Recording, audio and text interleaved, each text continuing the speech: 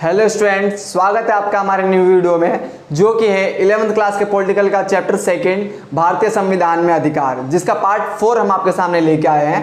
Part 3 में हमने बात किया आपसे रिट के बारे में कि रिट क्या है, रिट कितने प्रकार के हैं और साथ साथ उनकी डेफिनेशन क्या है। ठीक है, अगर आपने अभी तक वो वीडियो नहीं देखी तो हमारे डिस्क्रिप्शन लिंक दिया गया है, वहां पे जाकर के आप उस वीडियो को देख सकते हैं। और ये पार्ट 4 में हम बात करेंगे हमारे जो भी यहाँ पे नीति निर्देशक तत्व है उसके बारे में, उसका जो उद्देश्य है उस तत्व का, यानी कि नीति निर्देशक तत्व का उद्देश्य उसके बारे में, साथ ही साथ उस तत्व की क्या नीतियां हैं इसके बारे में। और इसमें हम बात करेंगे आपके साथ हमारे जो मौलिक कर्तव्य हैं, यानी कि नागरिकों के जो मौलिक कर्तव्य हैं उसके बारे में भी हम डिस्कस करेंगे आपसे इस पार्ट 4 में। ठीक है, आइए हम देखते हैं कि हमारा जो मेनली मौलिक नीति निर्देशक तत्व है वो क्या है। डेफिनेशन क्या कहता है हमारा कि स्वतंत्र भारत में सभी नागरिकों को समानता लाने और सभी का कल्याण करने के लिए मौलिक अधिकारों के अलावा कुछ विशेष नियमों की जरूरत होती है जिसे कि नीति निर्देशक तत्व कहते हैं। आसान से शब्दों में समझिएगा कि हमें मौलिक अधिकार प्राप्त है। ठीक है, हमारे जो सर्वांगीण विकास है वो उसे सर्वांगीण विकास के लिए हमारे पास हमारे मौलिक अधिकार क्या है, प्राप्त है संविधान के द्वारा। परंतु मौलिक अधिकार के अलावा भी हमें कुछ ऐसी नीतियों की जरूरत होती है जो उससे अलग हो। ठीक है, जो एक विशेष प्रकार से हमें सरकार द्वारा प्रदान किए गए हों, जो हमारे विकास में और बाधा ना बने। ठीक है, उसी को हम क्या कहते हैं, नीति निर्देशक तत्व। ठीक है, डेफिनेशन आप आसानी से समझिएगा। देखिए क्या कह रहा है कि समानता लाने और सभी का कल्याण करने के लिए मौलिक अधिकारों के अलावा कुछ विशेष नियमों की जरूरत होती है। ठीक है, उसी को हम कहते हैं नीति निर्देशक तत्व। ठीक, उसके बाद नीति निर्देशक तत्व के बाद हमारा सेकंड है नीति निर्देशक तत्वों का उद्देश्य। ठीक है, अब इस उद्देश्य का मतलब क्या है यहाँ पे ये समझने का प्रयास कीजिएगा। तो कह रहा है कि लोगों का कल्याण, सामाजिक, आर्थिक एवं राजनीतिक, ठीक है, न्याय, लोगों का कल्याण करना, यानी कि नीति निर्देशक तत्व जो मौलिक अधिकारों से थोड़ा अलग है उससे, यानी कि उसका क्या हमें उद्देश्य है। ठीक है, तो उसका उद्देश्य क्या है हमारे लिए कि सामाजिक कल्याण करना, आर्थिक एवं राजनीतिक न्याय करना, ताकि समाज में सभी का एक बराबर कल्याण हो सके। ठीक है, सभी को यहाँ पर आर्थिक न्याय मिल सके और राजनीतिक न्याय मिल सके। किसका उद्देश्य है वो, नीति निर्देशक तत्व का। ठीक है, दूसरा हमारे सामने जीवन स्तर ऊंचा उठाना, संसाधनों का समान वितरण, यानी कि जो तबका नीचे है, ठीक है, उसको एक समान लाना या फिर ऊपर उठाना। साथ ही साथ यहाँ पे संसाधनों का समान वितरण, यानी कि जो भी हमारे पास संसाधन उपलब्ध है, ठीक है, भारतवर्ष में, उनको भारत के नागरिकों को या फिर सभी को एक समान मुहैया करवाना। ठीक है, वो भी किसका उद्देश्य है, नीति निर्देशक तत्व का। अगला जो उद्देश्य है वो है अंतर्राष्ट्रीय शांति को बढ़ावा देना, यानी कि एक ऐसी स्थिति उत्पन्न करना जिससे कि अंतर्राष्ट्रीय स्तर पर एक शांति बनी रहे, एक कहीं ना कहीं सौहार्द बना रहे और उनके बीच एकता बनी रहे। ठीक है, वो किसका उद्देश्य है, हमारे नीति निर्देशक तत्व का। अगला जो है नीति निर्देशक तत्व की नीतियां, यहाँ पे आप देखेंगे नीतियां। अब ये नीतियां क्या हैं इनकी, तो नीतियों का अर्थ क्या है कि ये ऐसे कौन सी नीतियां है जिससे कि समाज में कल्याण हो सके। ठीक है, तो देखो समान नागरिक संहिता लागू करना, यानी कि एक समान की नागरिक संहिता लागू करना। ठीक है, धूम्रपान निषेध करना, यानी कि जो आप देखते हैं वो मदपान या धूम्रपान जो है उस पे निषेध, यानी कि रोक। ठीक है, उसके बाद घरेलू उद्योगों को बढ़ावा देना, यानी कि जो घरेलू उद्योग है उसको बढ़ावा देना, प्रोत्साहित करना।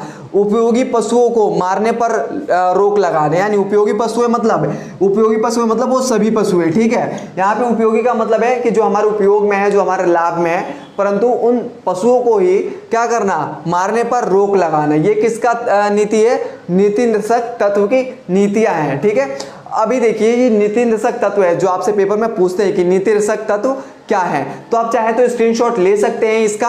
ठीक है, ये आप इस साथ साथ नोट्स बनाते हुए चलिएगा अपने नोटबुक पे, ताकि एग्जाम टाइम पे आपके क्या करे, हेल्प करे आपको। ठीक है, तो स्क्रीनशॉट ले लीजिए और नोट डाउन करते चलिए साथ साथ। ठीक, और हम अभी डिस्कस करने वाले हैं आपसे इसी पार्ट में मौलिक कर्तव्यों के बारे में।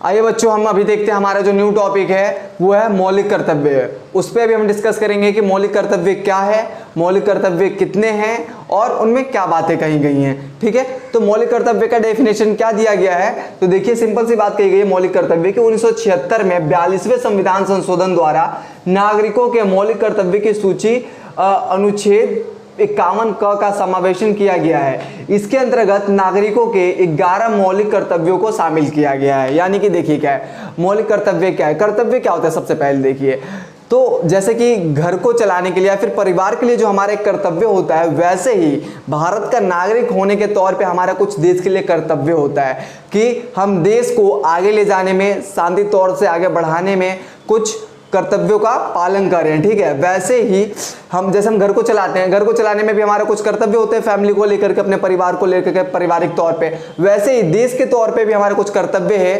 ठीक है, भारत का नागरिक होकर के।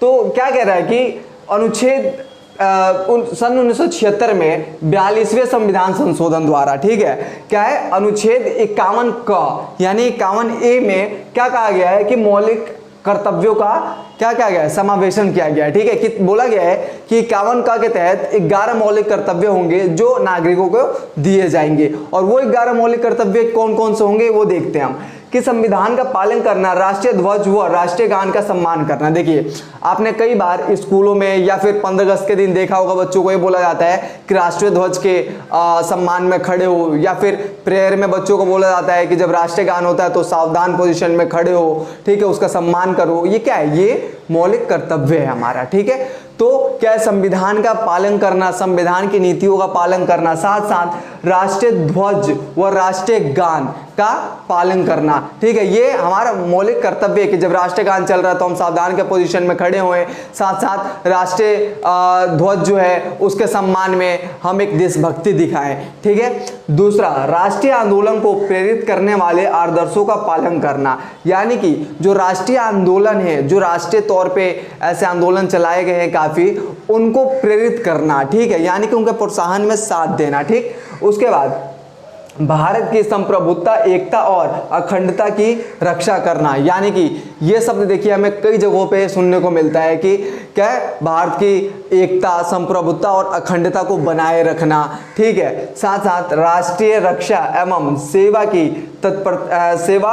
लिए तत्पर रहना, यानी कि राष्ट्र के सेवा के लिए अगर कहीं पे जवानों के बलिदान की जरूरत पड़ती है तो खड़े रहते हैं ना हमारे बॉर्डर पे, वैसे ही राष्ट्र की सेवा के लिए जो भी हमसे हो पाएगा, जितना भी हो पाएगा, हम उसके लिए तत्पर रहें, यानी कि एकाग्रत रहे। ठीक है, नागरिकों में भाईचारे का निर्माण करना, यानी कि सभी जो भारत के नागरिक है, चाहे वो किसी भी धर्म के हो, जाति के हो, लिंग के हो, सभी के साथ, ठीक है, एक भाईचारे की भावना उत्पन्न करना कि सभी भारत के नागरिक हैं, सभी एक भाई की तरह हैं, कोई यहाँ दुश्मन नहीं है। ठीक है, अगला है हमारी संस्कृति को बनाए रखना। जो भारत का कल्चर है, जो भारत की संस्कृति है, सबकी अपनी अपनी अलग अलग संस्कृतियां हैं, यानी कि कोई कहीं का रहने वाला है तो उस संस्कृति को अपनाता है, बट भारत की संप्रभुत्व संस्कृति एक जैसी मानी जाती है, तो उसका सम्मान करना, उसको आगे बढ़ाना। ठीक है, प्राकृतिक पर्यावरण की रक्षा करना, यानी कि देखिए अभी जो प्राकृतिक पर्यावरण है हमारा अभी कितना एक तरीके से नष्ट हो रहा है बहुत ज़्यादा, जिससे कि मानव जो जीवन है उसको क्षति पहुंच रही है, तो उसकी रक्षा करना। ठीक, वैज्ञानिक दृष्टिकोण तथा मानववाद को सुधार करने के लिए विकास करना, यानी कि जो भी मानव क्रियाकलाप, वैज्ञानिक क्रियाकलाप है, उसमें हम कितना डेवलप हो सकते हैं, कितना सुधार करने की आवश्यकता है, उन सभी चीज़ों पर ध्यान देने की जरूरत है और उसमें सहयोग करना। ठीक है, साथ ही साथ सार्वजनिक संपत्ति को सुरक्षित रखें एवं भारत के अभियान को सफल बनाए तथा हिंसा से दूर रहे। ठीक है, यानी कि स्वच्छ भारत अभियान को सफल बनाए एवं हिंसा से दूर रहे, यानी कि जो सार्वजनिक संपत्ति है, सार्वजनिक संपत्ति मतलब क्या है कि स्कूल हो गया, अस्पताल हो गए, पार्क हो गए, या फिर एक ऐसे कोई संस्था जो सभी भारत में रहने वाले सभी नागरिकों के लिए है, जो सार्वजनिक तौर पे है, उसको सही तरीके से रखें। ठीक है, सुरक्षित रखें, तोड़ फोड़ या नुकसान ना पहुंचाए। साथ साथ भारत के स्वच्छ अभियान, यानी कि भारत को साफ रखने में, सुथरा रखने में, अपने मोहल्ले को साफ सुथरा रखने में, अपने घर को साफ सुथरा रखने में सहयोग करें। साथ साथ जो हिंसा है उससे दूर रहे, यानी कि लड़ाई झगड़े से दूर रहे। महात्मा गांधी ने क्या कहा था कि हिंसा को नहीं अपनाना है। ठीक है, तो यानी हिंसा का मतलब क्या है, लड़ाई झगड़ा नहीं करना हमें किसी से, एक मित्रता, भाईचारे की भावना से रहना है सबके साथ। ठीक है। व्यक्तिगत तथा सामूहिक गतिविधियों को बढ़ावा देना, यानी कि व्यक्तिगत और सामूहिक यानी कि खुद की जो गतिविधियां हैं, ठीक है, साथ साथ जो सामूहिक तौर पे एक समाज द्वारा चलाई जा रही हैं उन सबको बढ़ावा देना, सहयोग देना, ठीक है। ये है एक मौलिक कर्तव्य।